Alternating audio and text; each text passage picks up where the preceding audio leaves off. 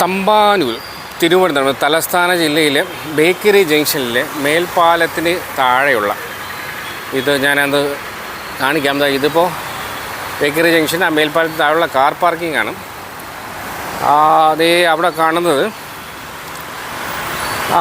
Bakery ജംഗ്ഷനാണ്. 4 bakery junction. അപ്പോൾ അതിൻ്റെ തൊട്ട് താഴെ നമ്മൾ ഇതിങ്ങനെ വരുമ്പോൾ വളരെ കൊട്ടിഘോഷിച്ചുകൊണ്ട് നമ്മുടെ ടൂറിസം മന്ത്രി റിയാസ് അദ്ദേഹം ഉദ്ഘാടനം ചെയ്തൊരു പാർക്കാണിത്.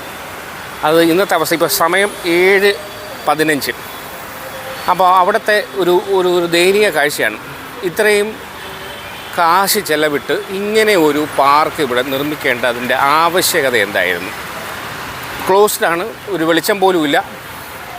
4 ചുറ്റും കമ്പിയൊക്കെ വെച്ച് വല്ല സുരക്ഷിതമുണ്ട്, കസേരക്കകത്ത് കാണാം.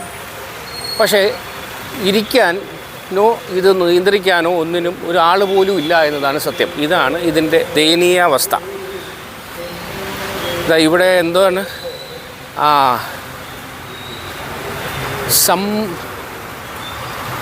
സംയുക്തയുടെ പാർക്കാണിത്.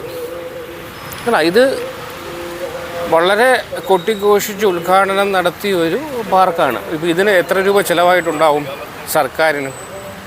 ഇതിനാണോ ഇവരിങ്ങനെ ഒരു സംവിധാനം ഇവിടെ ഒരുക്കിയത്? അവിടെ ഏതാണ്ട് എന്തൊക്കെയോ ഇങ്ങനെ ലൈറ്റ്നിങ്ങിൻ്റെ വെളിച്ചത്തിൻ്റെ സംവിധാനമൊക്കെ ചെയ്തിട്ടുണ്ട്. പക്ഷേ ഇപ്പോൾ എനിക്ക് തോന്നുന്നു പട്ടികൾക്ക് കിടക്കാൻ വേണ്ടിയുള്ള സ്ഥലമായി മാറിയത്.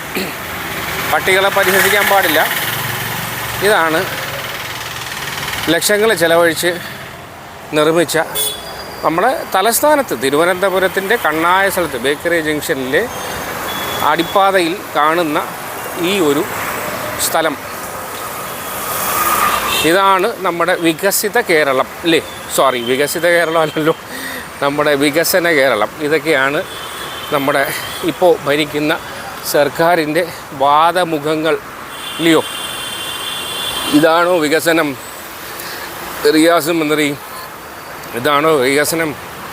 നമ്മുടെ പിണറായി സർക്കാരെ എന്തിനാണ് ഈ ലക്ഷങ്ങൾ വെറുതെ പൊടിച്ചു കളഞ്ഞത്? പട്ടിക്ക് കയറി കിടക്കാനോ?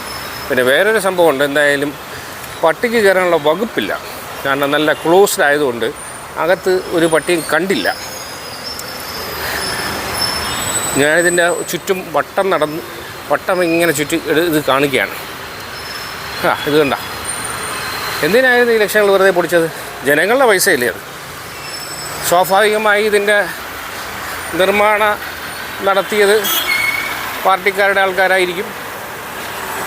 അവർക്ക് ലാഭം കിട്ടി, ജനത്തിന് ഗുണം? ഒഴിഞ്ഞ കസേര. ഇതിൻ്റെ എൻട്രൻസ് ഞാനൊന്ന് തപ്പി ഇറങ്ങിയതാണ്, പക്ഷേ എൻട്രൻസ് കണ്ടില്ല.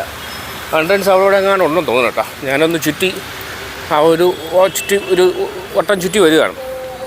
ഇത് കണ്ട, കസേര, പ്ലേ ഗ്രൗണ്ടിൻ്റെ എല്ലാ സംഗതിയുണ്ട്. പക്ഷേ ഒരു ഈച്ച പോലും ഇല്ലാത്തതാണ്. ക്ലോസ്ഡാണ്. ആൾ വേണ്ടേ, വെളിച്ചം വേണ്ടേ? ഇതാണ് നമ്മുടെ കേരള സർക്കാരിൻ്റെ 10 വർഷത്തെ വികസനത്തിൻ്റെ ഒരു മുഖമാണിത്.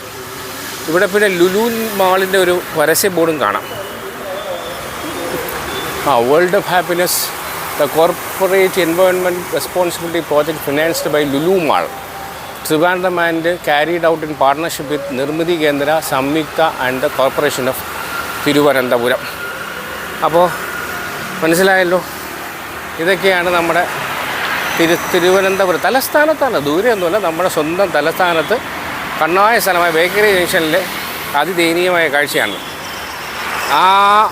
4 ബേക്കറി ജംഗ്ഷൻ. അപ്പോൾ ജനങ്ങളെ പ്രതികരിക്കൂ, ഇലക്ഷനൊക്കെ അടുത്ത് വരികയല്ലയോ?